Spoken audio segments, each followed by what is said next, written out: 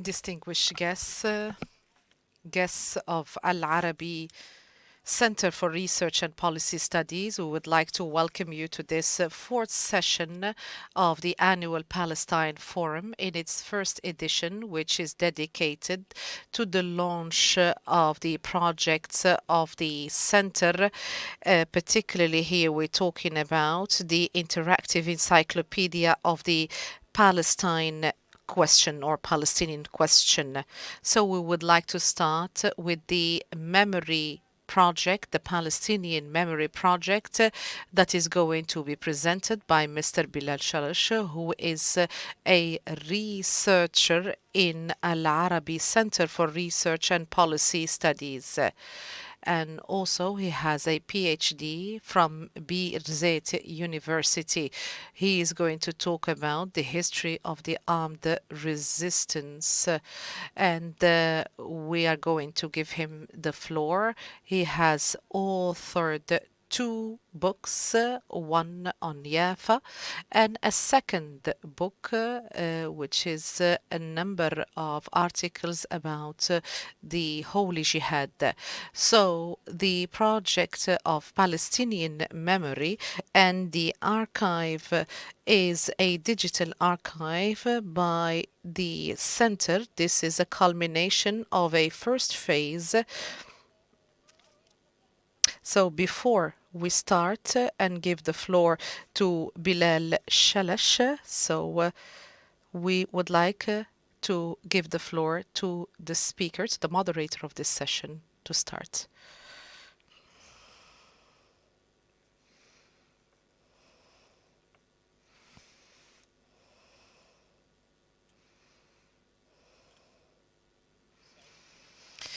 I'm very happy to be amongst you here. I'm not going to be lengthy. So this is the fruit of a great deal of efforts that have been exerted in order to document the Palestinian cause at the level of the Arab Center for Research and Policy Studies. So I know that you're tired. I am tired too. So that is why I'm going to give the floor to my colleague Bilal Shalash, who is going to give us a presentation, which is going to be a new addition, very important addition to the efforts that have been made so far. And we are going to have a number of links and also information about the different institutions, research and academic institutions, for us to cooperate and be able to create an archive that is going to be called the Memory of Palestine. I remember that Dr. Azmi told me that this is the project of Doha. So as it is the case always with the center, and also it is also one of the efforts that have always been made by this center. This is a continuous effort that will continue with us.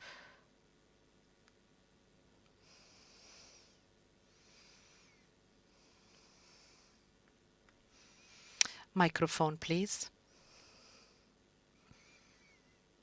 Microphone, please. Microphone, please. Microphone, please. Microphone, please. We kindly ask the speaker to use the microphone.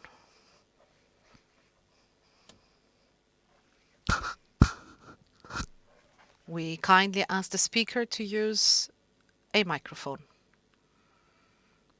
We cannot hear the speaker very clearly.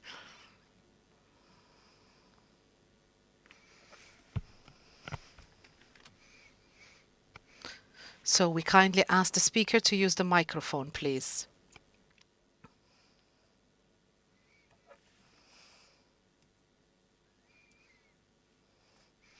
Microphone, please. We kindly ask the speaker to use the microphone.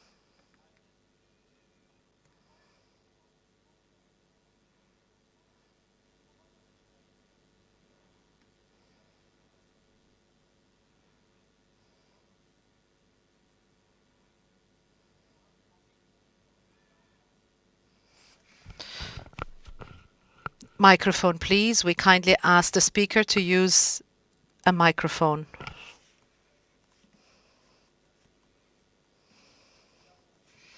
Microphone, please. So he's talking about 97 recordings, and also they're talking about many, many letters and materials. We have also pictures. We have 1,351 pictures and images. And also, when it comes to the political organization, we have a comprehensive content about these organizations.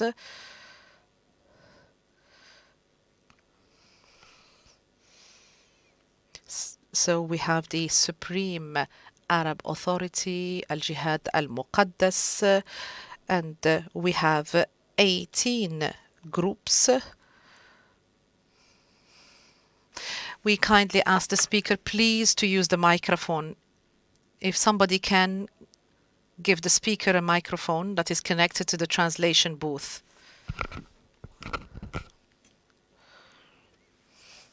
We have a number of newspapers and magazines. We have 42 subgroups. So this was an attempt not to emulate other projects that already exist. So we have 42 groups and subgroups of newspapers and magazines. We're talking about here 934 magazines, and also we have the website. We have 1,319 newspapers, and we're talking about 5,000 pages, and all these documents have been accumulated. So many of the sources are family sources, so we try to gather the information, and also the documents have been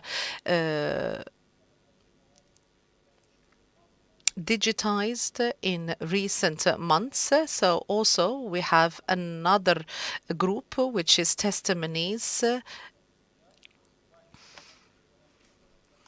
and we have a number of accounts that my colleagues worked on as part of the interactive encyclopedia of the Palestinian question, and we have a number of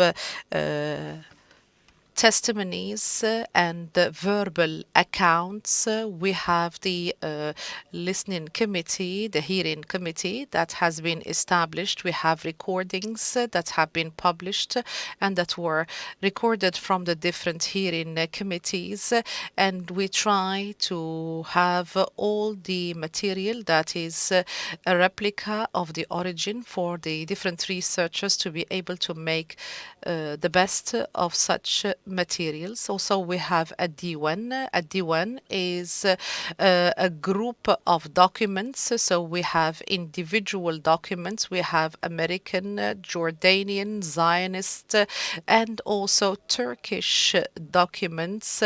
And also we have 2,900 registries. Also, we have a number of Sharia courts from Jerusalem, and we hope that Jaffa is going to be one of the courts that we're going to have their registries available. So all these groups have been worked on. We have the bibliography available of each and every component, as you can see here, and we have the electronic content, and we are keen to have high quality content as much as possible. We have some of the materials that we have received in an electronic version. We have 5 bibliographies.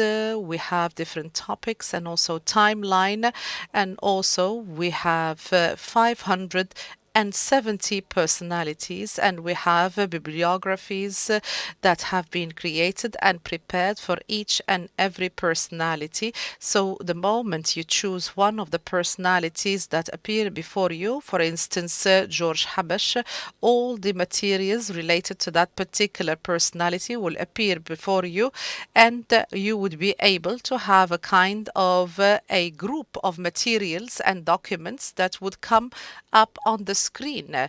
So we're talking also about areas, geographical areas. We're talking about 408, and we have bibliographies for the different Palestinian areas, diaspora, camps, and also we have thematic bibliographies that include 235 topics and themes.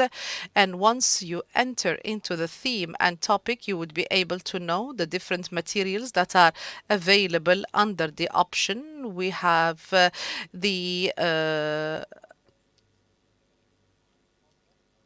number of groups. We have also the uh, occupiers also, and it would include different military personalities, and also we have the timeline bibliography that was divided into a number of phases. So we concentrated on the last 100 years.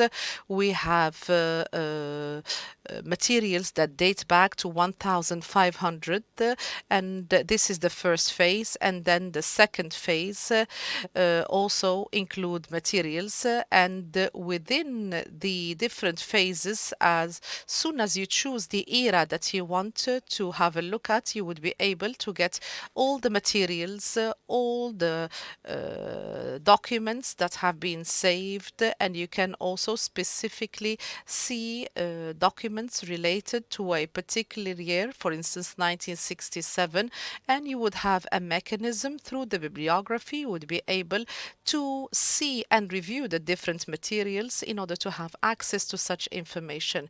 So many of those materials have been included, so you would be able to carry out an advanced research through the use of descriptive keywords, and you would be able to get much more accurate results.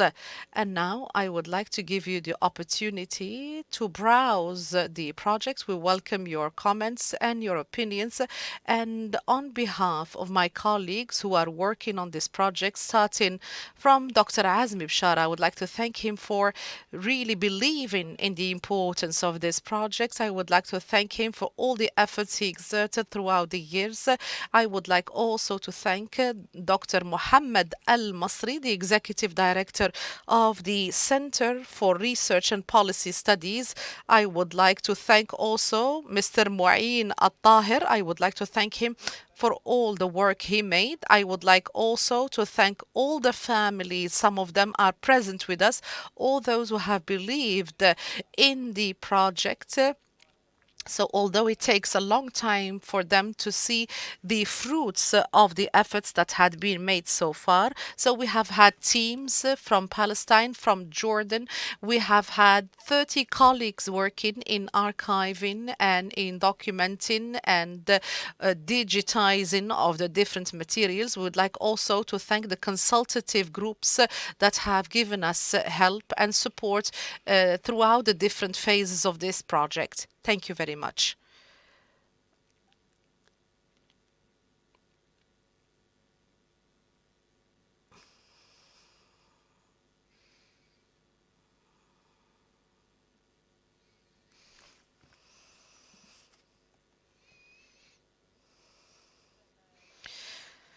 Thank you very much for your presentation. I would like to thank Mr. Mueen Taher. I would like to thank them for their efforts. So we would like to talk about the interactive encyclopedia of the Palestinian question or cause.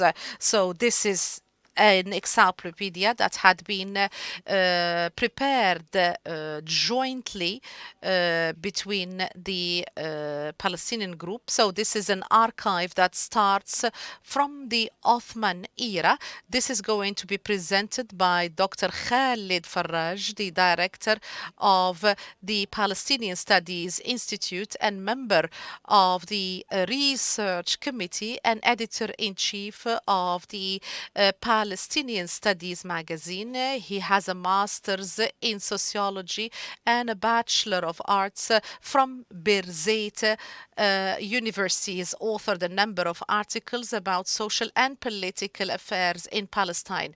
He edited many books and paper studies in contemporary sociology and also the Guide of Israel in 2011. So the floor is yours.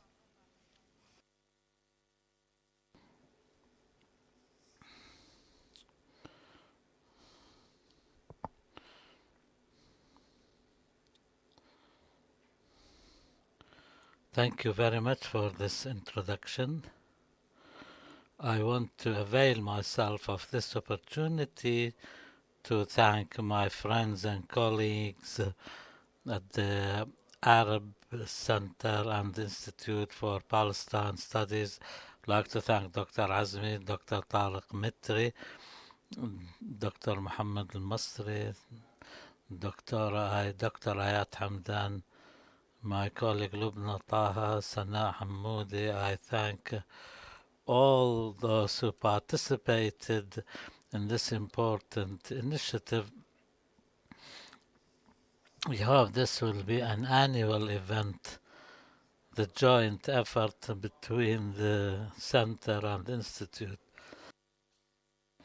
Before I get to my main point, I want to talk about some of our other aspects.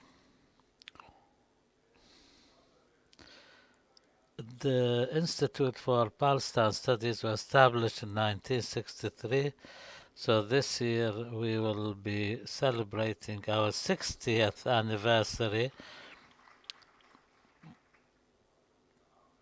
and we have worked in different places, Palestine, Lebanon first and Palestine, not in Scandinavia. When an institute can survive for 60 years, but and also under difficult circumstances, there were factional wars, sectarian works, other words.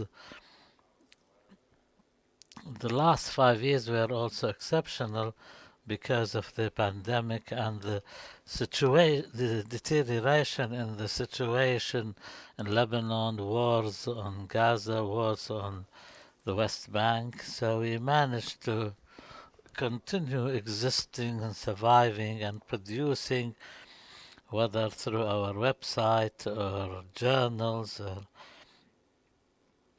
other outlets.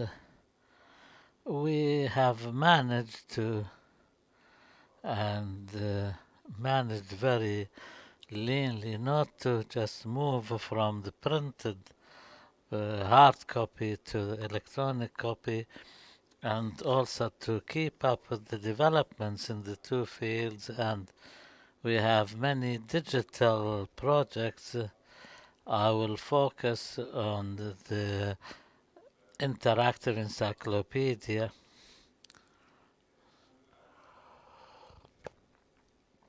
Since 1982, we used to publish annual books, and now it's done digitally. These are our publications with the names in Arabic, Palestinian journals, selections from the Hebrew press. This was like a summary of the most important items which was produced daily in collaboration between our Ramallah and Beirut offices, and also the pictorial archive We have a large library, in fact, and the library has the Constantin's Reich Center, which has houses thousands of digitized or on the way to digitize thousands of documents. We have the monitor of the Israeli settlement activity, also the Congress Works Monitor, and our electronic social archive, the archive of the Palestinian press before the Nakba. There is currently another encyclopedia which is going to document property deeds and other documents, and which was the result of a specialized committee which continued till the 60s, and we hope to finalize this project after 36 months from now, hopefully. Now, I want to talk about the interactive encyclopedia of the Palestinian cause. Dr. Camille Mansour is the editor in charge of it, and this encyclopedia is the joint or project or joint idea and collaboration with the Palestine Museum. For the last 10 years, for 10 years, and the Institute works on this encyclopedia based on our experiences in the last 50, 60 years. It took us 10 years to achieve, and a lot of planning, but the planning committee, which used to meet twice a year, and every time they met, they discussed the encyclopedia. The encyclopedia is available in Arabic and English, and we are striving now to translate it into Spanish and French. This is a project we're working seriously on achieving. The encyclopedia now has 800,000 words without the hyperlink. The most important characteristics, and unlike the traditional print section, this is open to new ideas and new developments, new events. The encyclopedia the encyclopedia has more than 2,000 events and many timetables and more than 200 specialized articles and biographies of Palestinian personalities and about 500 historical documents, more than 400 short introduction, and based on the book In Order Not to Forget for Walid al-Khalidi, and it's linked to the geographic information system with the uh, position of each village, and this is directed to the general public, to the media people, researchers, students. Our philosophy is to show the Palestinian people as a proactive and not just a victim of the Israeli colonial project. The encyclopedia aims at introducing to the Palestinian youth, the history of their cause, the main personalities, institutions in the last 150 years. And because the very prominent Arab aspect which lies at the heart of the philosophy, the Institute for Palestine Studies is an Arab institute, and all our production is based on this principle.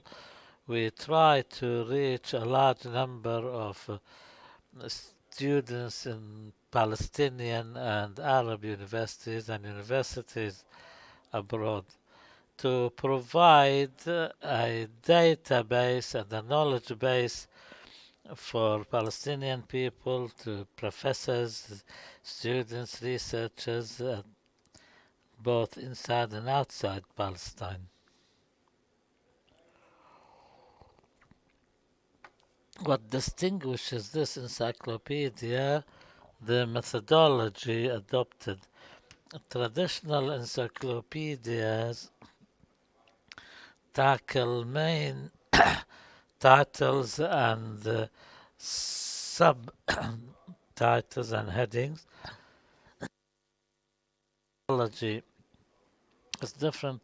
The chronologia is the backbone of our entries, and the philosophy is based on the experience of the Institute for Palestine Studies over a period of 60 years, and to provide an accurate description of the details of the Palestinian cause and its developments, present Palestinians as active and proactive people and not just victims, and they develop their tools and their struggles.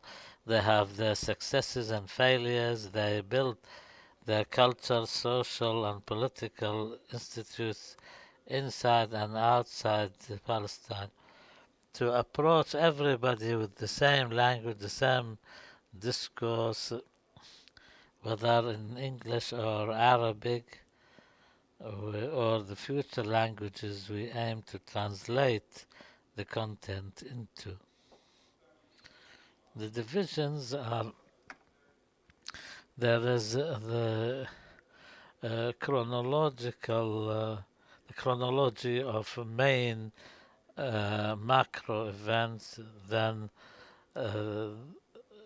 then some selective topics, highlights of also the main personalities, main places, documents, and we're talking about different phases of history.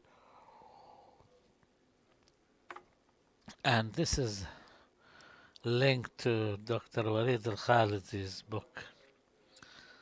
Also, the documents include hundreds of historical documents, and which is also linked to the documentation center of the institute. The main chronological narrative which forms the history of Palestine at the levels of diplomacy, war, economy, culture, and many others. This is considered the backbone of the encyclopedia, the digital encyclopedia. It contains more than 2,000 events according to their chronology from the end of the Ottoman period of 1516 until our present day. In fact, not, but we leave a gap of 2 3 years.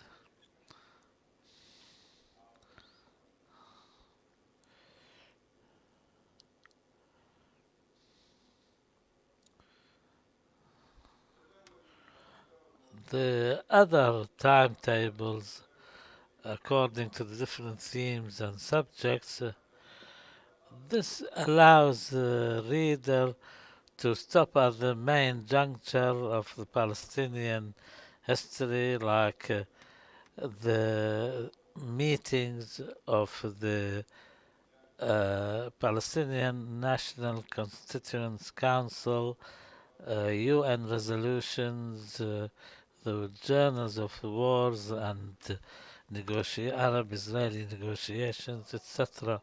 Some highlights of important aspects of Palestinian life and war and peace in order to better understand the Palestinians, because this is written by senior writers and academicians under the Ottoman rule, the British Mandate, and other periods of Palestinian history. This is what we have time to say about the encyclopedia. Thank you very much. You can refer to our website electronically to get more details. Thank you. Thank you, Mr. Khaled Farraj. How will we talk to the West, the story of Jerusalem? This is an English website which the center has established after a long project of research which lasted more than 3 years to explain to the Western world what regards the history of Jerusalem. Ms. Rouhana, she is from Palestine. She's a well-known journalist. She writes for many American and other journals on the Middle East. She holds an MA in Middle East Studies and a BA in International Relations from Harvard University.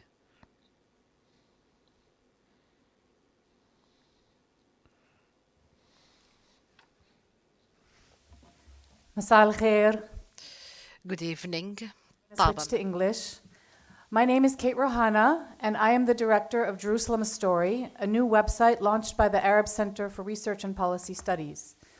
I am honored and humbled to have Jerusalem Story here alongside two such rich and invaluable online sites of knowledge, the Palestinian Memory and the interactive Encyclopedia of the Palestine Question. I think the fact that we're standing here together today signals a strong determination to engage in the digital reconstruction of Palestinian heritage, history, society, politics, culture, and lives, despite all the colossal efforts to fragment, deconstruct, erase, and replace them. These three pioneering initiatives offer Palestinians around the world and all others interested in Palestine and its people a rich resource that is available to anyone with a phone and an internet connection. I'd like to thank the Arab Center for Research and Policy Studies, and particular Dr. Azmi Bishara, for believing in this project, for founding and supporting Jerusalem Story, and making this work possible. I'd also like to thank both the Arab Center and the Institute for Palestine Studies for establishing this invaluable annual forum and for everything else that they do. Jerusalem Story is a new website, multimedia website, focused on the city's large and diverse Palestinian community. It's targeted, as was explained in the introduction, to an English-speaking audience all over the world, not only necessarily in the West, but an English-speaking audience. It aims to retell the city's story through the unique lens of the Palestinians' experiences in it. Basically, it aims to reclaim the narrative and restore them to their own history. The project works to bear witness to and question the dark realities that exist in today's Jerusalem. And the website is jerusalemstory.com, and hopefully you'll all visit there before the hour is over. So why Jerusalem Story? Jerusalem, until 1948, the capital of Palestine, has always been a treasure and a touchstone for people of different faiths and cultures around the world. Throughout history, its profound spiritual and historic appeal has made it a magnet for pilgrims and visitors who have come and often remained, contributing to its diverse fabric and society. On the eve of Israel's establishment, Jerusalem was a thriving Arab, multicultural, cosmopolitan city experiencing rapid growth. Then the War of 1948 erupted, and Israel occupied 84.12% of the area of the city and declared it part of the state of Israel, the Jewish state. It came to be referred to, this part of Jerusalem came to be referred to as West Jerusalem. The rest of the city remained Arab under Jordanian control. Thus, the city was physically divided for 19 years. In 1967, as you know, Israel occupied the rest of the city, the eastern side. According to international law, that is still the applicable legal status. East Jerusalem is under occupation. According to Israel and Israeli law, the East has been annexed and reunited with the West and has been declared as the permanent capital of the State of Israel. In the service of this goal, permanent sole Israeli control over the city, the Palestinians living in East Jerusalem today are commonly alluded to as if they just appeared on the scene out of nowhere as foreigners floating in 1967 and were beneficently granted the status of permanent resident by Israel 55 years ago. The deeper story underlying this community is airbrushed out of the picture in the service of denying their right to their city, their history in it, and their legitimate national claim to it. Our website takes as its starting point the lived experiences of the Palestinians of Jerusalem. We refer to them as being of Jerusalem because we acknowledge that hundreds of thousands are banned from living there but still relate to the city as their own. These Palestinians might live in the immediate area of the West Bank, in Jordan, in any Arab country in the West or anywhere in the world. Under Ottoman and British law, this community had full citizenship rights. It's really important to remember this. Full citizenship rights before Israel's establishment, just like any other Jerusalemites. Many were descendants of Jerusalemite families who had lived in the city for centuries, and others were more recent arrivals. This family portrait that you see here shows the Dejani family, seated on the steps of their home in Baka, in the new city, which became part of West Jerusalem later. The home belonged to Dr. Mahmoud al-Dajani. In 1947 to 48, all Palestinians in what became West Jerusalem were either forcibly expelled or left under the duress of war to seek temporary safety nearby, thinking it would be for just a short while. The Dajanis shown here were among them. The family left the neighborhood when it became too dangerous and moved to the relative safety of East Jerusalem. Regardless of how they left, very important, Israel swiftly put laws in place stripping Palestinian Jerusalemites of their citizenship, seizing all their financial, property, and business assets, and completely banning their return. This affected all Palestinians from this area of Jerusalem and 40 surrounding villages, nearly 75,000 people at that time. Almost overnight, West Jerusalem was emptied of Arabs and became completely solely Jewish, a reality that persists today, 75 years later. I think there's maybe 1% or 1.5% Palestinians in West Jerusalem today. Studying what happened in West Jerusalem in 1947 to 48 suggests what the plan is for East Jerusalem, where the Palestinians who remain in the city are largely clustered today. Time does not allow for deep analysis. For this, you'll have to visit the website. But suffice it to say that Israel today is unashamedly open about its obsession to maintain sole control over all of Jerusalem and to entrench its designated role as the Jewish capital of the Jewish state.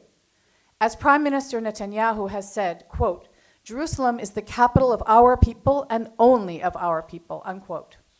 And so today, as it has since 1967, Israel is working relentlessly on all fronts to ensure that Palestinians must remain a small enough minority.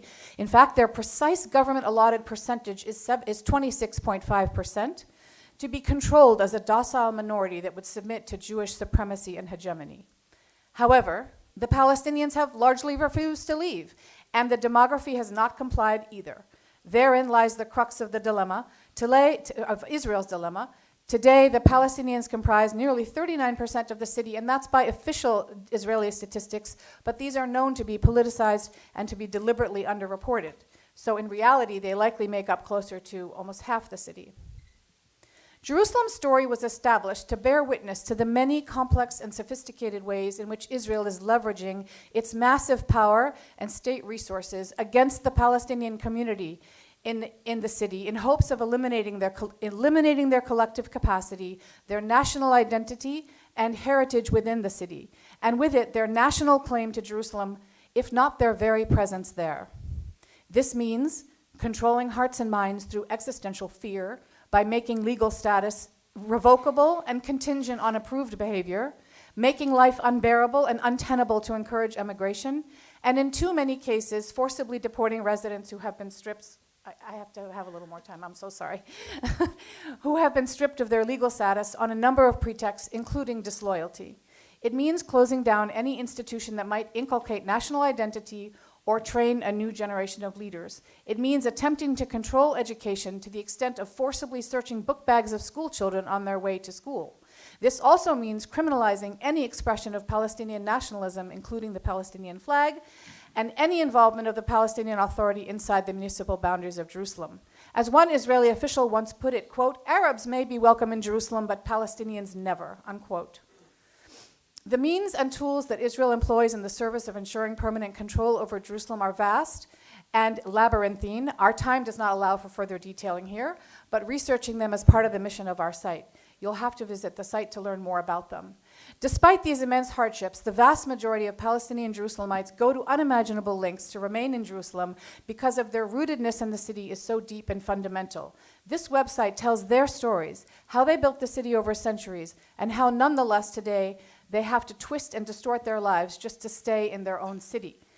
How every life choice is somehow affected by the vast web of regulations and state requirements that they must navigate daily, and how they find their own ways to resist the system, even in the smallest of everyday actions. At the end of the day, merely remaining a resident of a city whose authorities seek your removal is in itself an act of resistance, one for which hundreds of thousands of Palestinians pay an unimaginably high price every day. So let's take a very quick spin through some top-line features of the Jerusalem Story website. Here you see our homepage. Notice at the top our logo. The logo symbolizes a multicultural community deeply rooted in its land, despite efforts to encircle and contain it. On the right is our tagline, "The City Retold." The main menu runs down the left. At the top of the main menu, the top section stands alone. This is the big picture. Let's take a look inside. It's worth emphasizing that ours is not a news website. It is a research-based deep dive into a labyrinthine situation, examining it from many angles. Because the story we're trying to tell is exceedingly complex and multifaceted, we built this section to distill it all into one highest level story that we call the big picture. The big picture is the website's starting point, and it evolves as we add more angles of the story over time. It's an animated section that you scroll through, presenting highlights and photos. You can explore the big picture at your leisure. And the next section on the menu is our themes and topics section. As you see, we currently have 4 themes. We'll be adding more over time. Each theme contains 1 or more topics, and clicking on any theme pulls down a topic menu. Here we've clicked on access, mobility, and fragmentation. We can see there are 2 topics in this theme, closure and access to Jerusalem and the separation wall. Clicking on a topic takes you to its landing page. Let's take a quick look at the closure landing page. Here's a sample of a topic landing page, the menu of all the pieces related to a topic, in this case, closure. Our approach is to combine more research-based content with more journalistic and personal stories grouped within topics. We believe that the research is the foundation for understanding the personal stories, but the stories make the research come alive. So we feature both side by side, and we encourage you to read them this way too. Each topic includes many different types of content for you to browse and dive into, as listed here. Beyond the themes and topics, we have several other sections, all accessed also from the main menu. Jerusalem Notebook is our blog. In it, we feature all manner of stories about the Palestinian community of Jerusalem. This could be anything from character profiles to interviews to historical sketches of landmarks and anything else that showcases Jerusalem through a Palestinian lens, past, present, or future. We also have a bios section. Here we profile Palestinian Jerusalemites, past and present, famous and obscure, whose lives and stories have helped shape the larger Jerusalem story and the story of their community within it over time. We find that through exploring these individual lives in some depth, we discover overlooked or forgotten aspects of the community's story. As well, we find themes that commonly reemerge. We plan to continue developing this collection. This is our quick facts section, a collection of short and simple quick takes to help clarify key questions about the Jerusalem story for the journalist or the researcher on a deadline.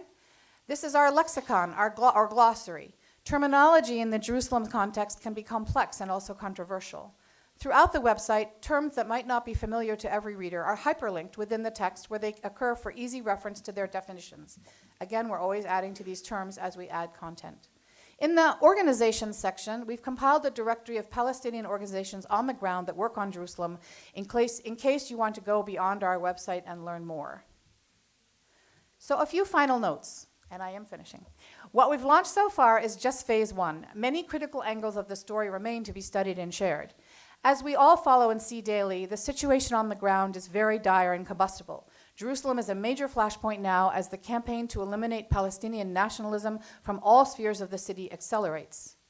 So we can't do this alone. We need your engagement and we need your help. Help us make the Jerusalem story known around the world. Here are some of the ways you can get involved now and in the future. Visit the website, jerusalemstory.com. Share it with friends. Sign up to receive our newsletter, that's right there on the homepage, and forward the newsletter to your circles when you receive it. Follow us on social media and help us grow our outreach. Share your own stories and ideas for research that we should feature. And last but not least, volunteer. We have a volunteer form on the website that you can use if you're interested to join us.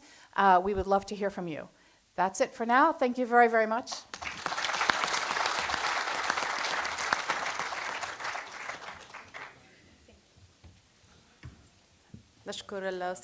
Thank you, Ms. Kate Rouhana, and we thank all our panelists who presented the three projects. These sites are ready. You can visit them.